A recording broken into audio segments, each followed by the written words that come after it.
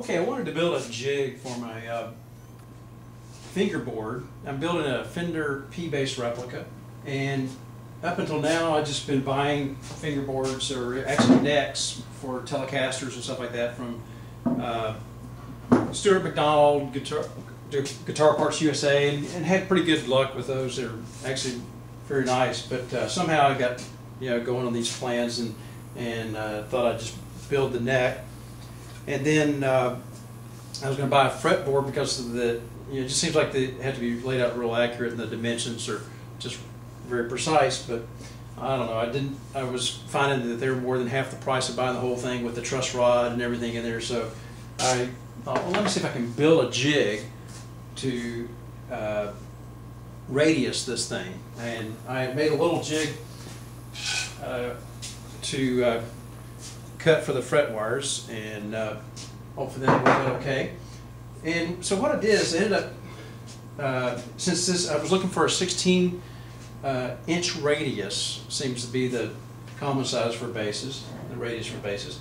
And so I made this 16 1/4, this radius here, and I just cut some ash and made it 16 1/4, and then extended this radius another 3/4 of an inch out there, plywood on the side. These are rollers for like a sliding glass door.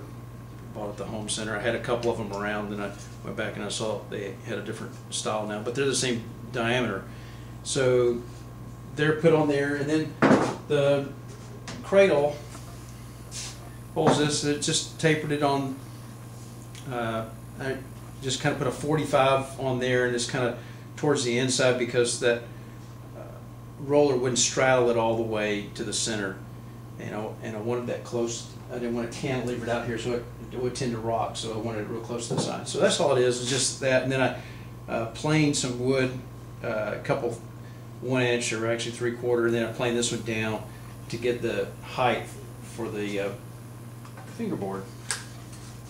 Here's the fingerboard. I got a little clamp. I only had one extra clamp here to get something else here. The thing I did learn already is I cut this off for some silly reason, and I should have just left it long, and I can clamp it down here, and the router can do the whole thing. This way I'll have to route the center section and then clamp it and then do the ends or something like that. It'd be a couple operations there, but not a big deal. But I think it's best to leave the fretboard long. I've already done one, got to prove it for it, and this one's not cut, it's just kind of trimmed close. It seemed to do the arch pretty well. I had an issue with it dipping down in one place, and I found a low, or a place where the wheel tried to ride up here, so I took and sawed it on, just made a little relief cut up with the table saw blade, and that seems to ride pretty true now. So we'll set up and do this. You see, on my router, I've got the guide here, and it didn't rock much, and you could pretty much hold it perpendicular. But I just put these little glue spacers, glue these with some glue on there for just to keep it from rocking, and so it'd be smooth. These will pop right back off. It's just hot glue. So we'll set up here and see how it goes.